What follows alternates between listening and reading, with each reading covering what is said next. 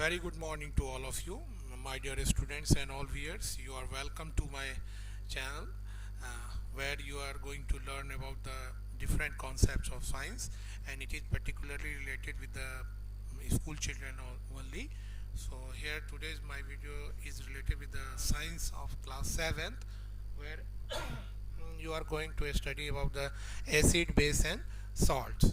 So I am RK Ranjan, PGT chemistry, and you are requested to stay with me and learn the concept of the acid, base and salt. So you please stay with me and just learn about it, students. You have seen so many things of different items in your house on the day-to-day basis, where you have seen that there are items, edible items like lemon juice, orange juice, vinegar, curd, tamarind, sugar, common salt, amla, baking soda, grapes, unripe mango, glucose. These all things are available in the house, and when you taste it, it taste is also different in comparison to the other things.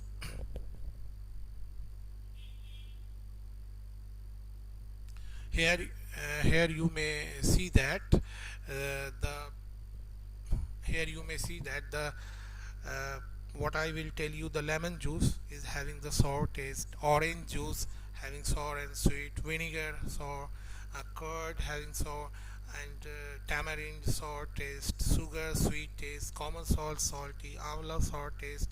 And when you taste the baking soda that we mix with the food items while making pakora and cake and other things, that needs to become very fluffy after using it, and grapes that you must have been eating, and you know a famous story like greedy fox and a grapes, the sour grapes. So this grapes belongs to the same stream, and unripe mango, that's the glucose, that is having the sweet taste. And now we see in the another slide that what are its significance. You see a new word acid यहाँ पे आया है. मैं आपको bilingual तरीके से समझाऊंगा क्योंकि हमारे जो बच्चे हैं, ताकि उनको ये कॉन्सेप्ट्स जो है आसानी से समझ में आ जाए.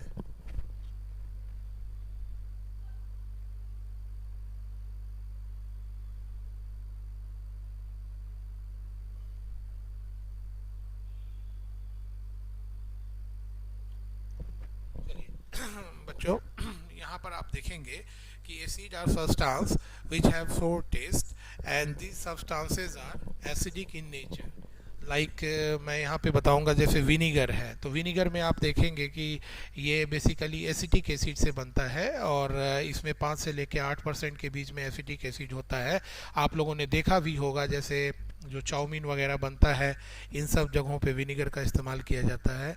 आप लोगों में से ज़्यादातर बच्चों को कभी ना कभी तो जो है एंट स्टिंग हुआ होगा, जिसमें लाल चींटी वगैरह आप देखते होंगे कि वो आपको काट लेती है. तो वहाँ पे एक सवाल उठ के आता है कि why does we feel so pain when a red ant stings. It is because of the formic acid that is present in their sting, that is the juice which sting secretes in the body of the person whom it bites. So because of that formic acid we are feeling pain. अब citrus fruit हो गया. Citrus क्या है, एक basically Latin word है, जो Greek जो country है यूनान जिसका नाम है, उस कंट्री के लैंग्वेज के आधार पर इसका सिट्रस बोलते हैं. और ये बेसिकली रसदार खट्टे फल जो होते हैं उनको सिट्रस फ्रूट की श्रेणी में लाते हैं. इसमें जैसे आपको सिट्रिक एसिड हो गया, ऑरेंज हो गया, ये सब आप देखेंगे. कर्ड है तो दूध से बना होता है, उसमें लैक्टिक एसिड होता है. स्पिनच देखेंगे जो पालक साग, उसमें ऑक्सैलिक एसिड होता है.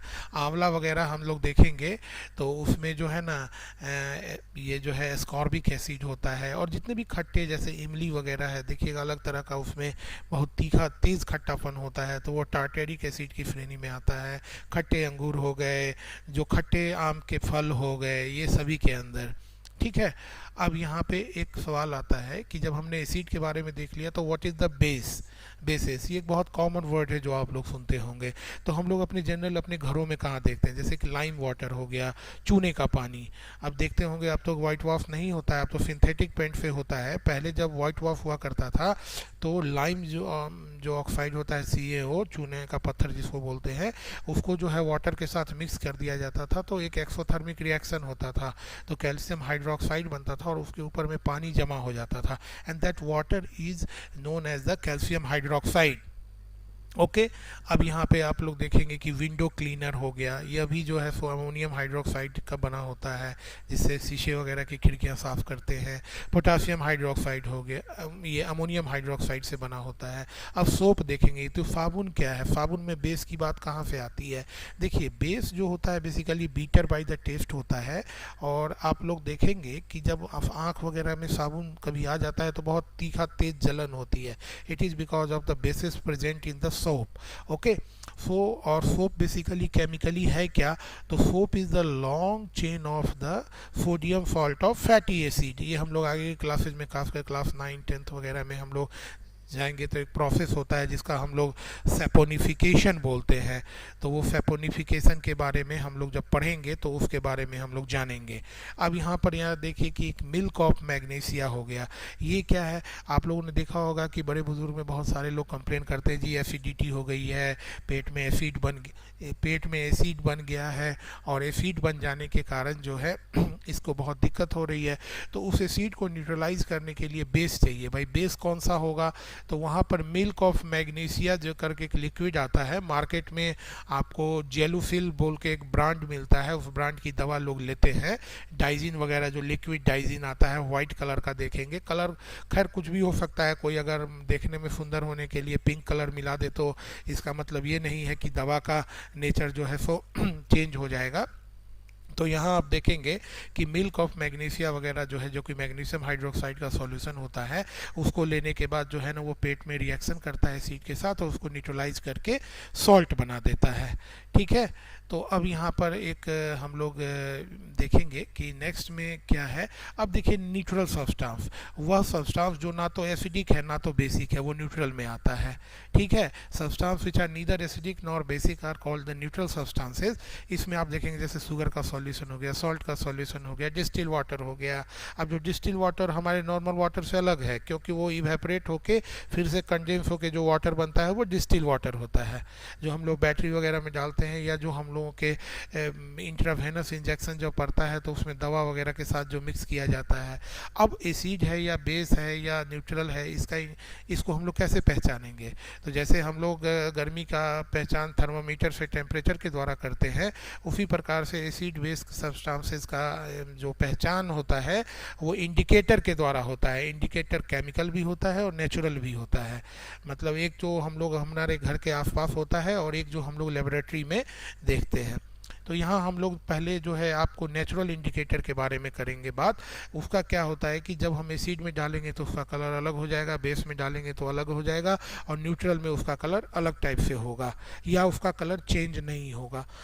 तो कुछ आपको न्यूट्रल जो है इंडिकेटर है, जैसे लिटमस जो कुछ इंडिकेटर है जो एसिड बेसिस में चेंजेस बताते हैं, जैसे लिटमस हो गया, टर्मरिक हो गया, चाइना रोज हो गया, इन सब के पेटल्स हैं, इनके जो अंदर जो जूस होता है उसका इस्तेमाल हम लोग अलग अलग सॉल्यूशन में डालकर जो कलर आता है उसके आधार पर ये पता करते हैं कि कौन एसिडिक है और कौन बेसिक्स है।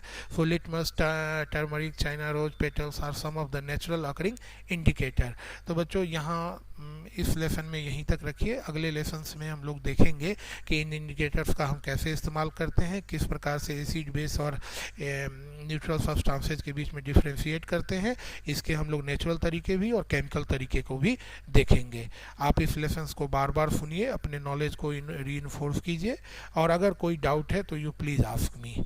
Okay, so I once again thanks to all of you for your patienceful watching and hearing. Thank you very much.